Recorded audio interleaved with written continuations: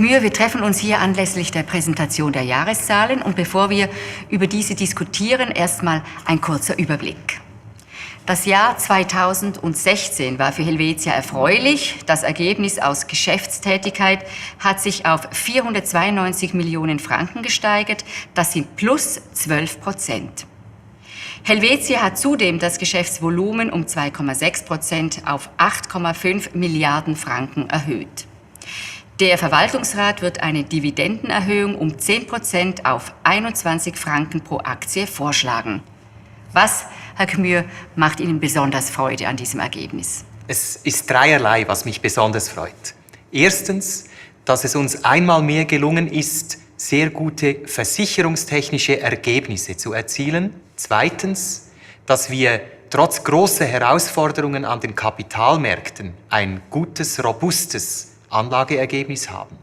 Und drittens schließlich, dass alle unsere Ländermärkte profitabel arbeiten. Helvetia hat auch das Geschäftsvolumen gesteigert. Worauf ist das zurückzuführen?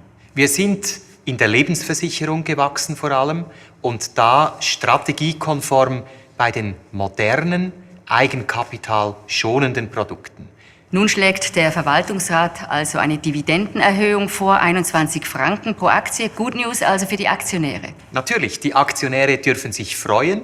Wir wollen sie teilhaben lassen, nicht nur am guten Geschäftsergebnis, sondern auch daran, dass die Integrationen von National Suisse und Basler Österreich sehr gut vorankommen. Wir haben bereits heute Synergien realisiert in der Größenordnung von 120 Millionen Franken. Nun ist das Marktumfeld ja ziemlich rau in Ihrer Branche. Was denken Sie, was ist das Erfolgsgeheimnis von Helvetia? Helvetia hat eine gute Balance zwischen Leben- und Nicht-Leben-Geschäft und eine gute Balance zwischen Schweiz und Ausland.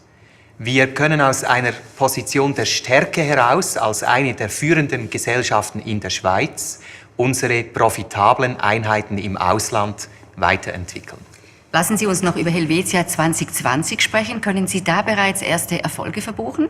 Ja, wir haben zum 1. Januar 2017 eine neue Konzernorganisation etabliert. Dazu konnten wir gewichtige Neuzugänge für unser Top-Management gewinnen. Schließlich legten wir eine gute Basis für Innovation und Digitalisierung. Was mir kürzlich aufgefallen ist, Sie sprechen immer wieder davon, dass Sie kundenzentrierter werden müssen. Sind Sie das nicht bereits? Natürlich sind wir heute schon kundenzentriert. Wir orientieren uns an den Bedürfnissen unserer Kundschaft, aber wir möchten mehr und mehr die Kunden auch dort abholen, wo sie sich heute bewegen.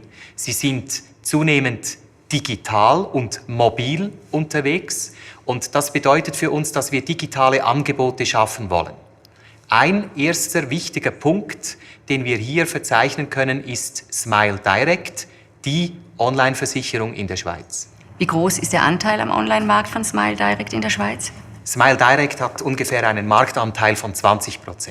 Und international? International stehen wir eher noch am Anfang dieser Entwicklung. Wir haben verschiedene Projekte aufgesetzt. 2 Beispiele, die ich gerne nenne. In Deutschland haben wir im letzten Herbst eine durchdigitalisierte Online-Haushaltsversicherung lanciert und gerade jüngstens in Spanien die sogenannte Good Driver App. Diese Good Driver App, die hilft unseren Kundinnen und Kunden auf spielerische Art und Weise ihr eigenes Fahrverhalten zu verbessern. Ende 2016 haben Sie für 107 Millionen Franken die Mehrheitsbeteiligung an MoneyPark erworben. Warum das?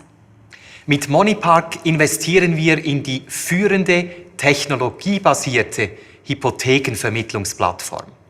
Das erschließt uns neue Ertragsquellen, gibt neue Kundenzugänge und legt einen wichtigen Anker rund um ein Ökosystem Wohnen, was uns letztlich auch eine Brücke baut zu unseren traditionellen Produkten rund um Versicherung und Vorsorge.